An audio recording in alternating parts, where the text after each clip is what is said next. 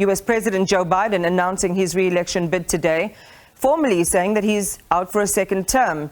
And he made the announcement in a video saying, "Let's finish the job," 4 years to the day that he announced his 2020 White House run. So what is the road to election likely to look like? And what of Donald Trump, who, despite his legal travails, is swinging hard to get back his seat in the White House? SABC News correspondent Kate Fisher joins us from Washington to share how the announcement went down and how American society is reacting to it.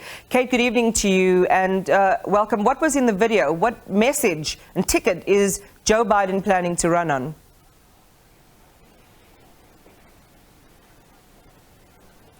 Well, it begins with disturbing images of that insurrection at the Capitol building on January the 6th, when many supporters of Donald Trump came to try to storm the Capitol, and it then moves on to people campaigning for abortion rights, and Joe Biden saying that he's running to defend democracy and Americans' personal freedoms, and that was really the strong message throughout that video. He didn't mention Donald Trump by name, but it was clear that by starting on the images of that insurrection, who he was aiming his different message. He was trying to contrast the message that he brings to the American people from that of Donald Trump and those MAGA Republicans.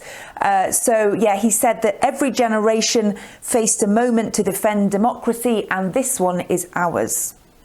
It wasn't a surprise, was it, Kate, the fact that he was putting his hands up again, defying criticisms that as the oldest person in American history who is serving in this role and will be 86 at the end of a second term, that he would still be able to deliver?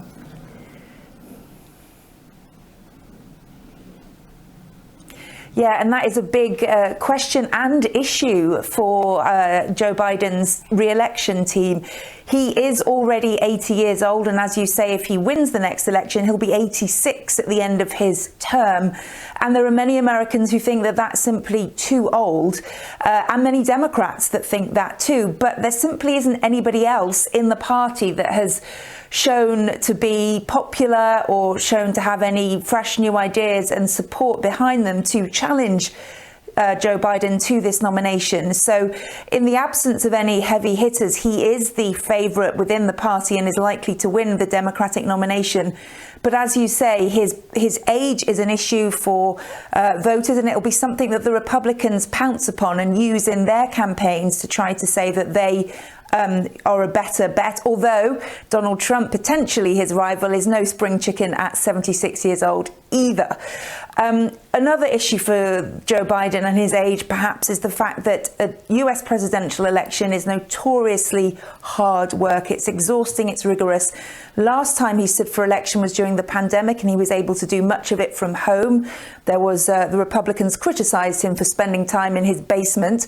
But this time there isn't that, and he will have to be out on the road meeting people, and that will no doubt be more difficult for a man who is 80 than somebody who is a little bit younger.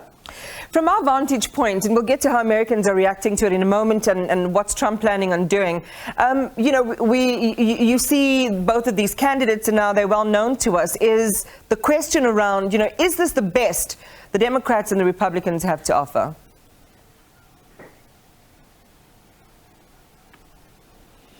I think that's the question the American people are asking themselves as well. There have been polls talking about the exhaustion that Americans feel about the idea of a rematch of the 2020 election, which was clearly so controversial, and actually Donald Trump didn't even accept the results of it.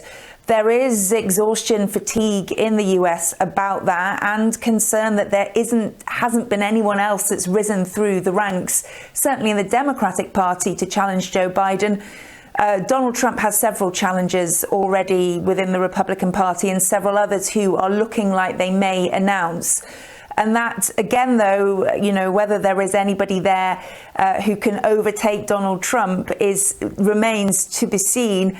But Joe Biden sees it as a positive that there are several Republicans who are vying for the Republican nomination, because he is going to try to portray himself as above the fray, the statesman getting on with the job as president and ignoring the chaos of the Republican Party as they try to work out who is going to stand against him.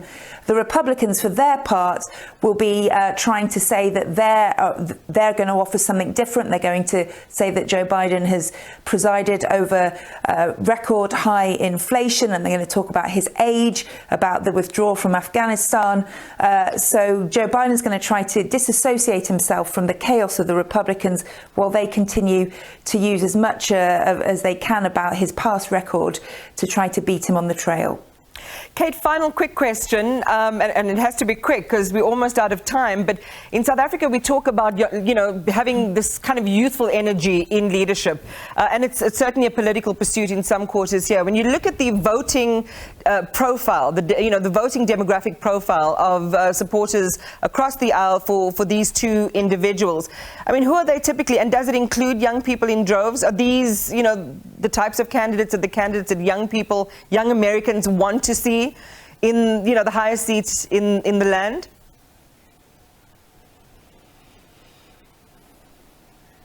I don't think so at all. And the US, certainly in the Democratic Party, the younger members and the more progressive element of the party were desperate to see a more progressive candidate put forward, someone who would be even less centrist. Joe Biden is quite a centre-left politician. They wanted to see somebody much more far to the left. But as I said, nobody has really bubbled up from this onto the surface to challenge him in that.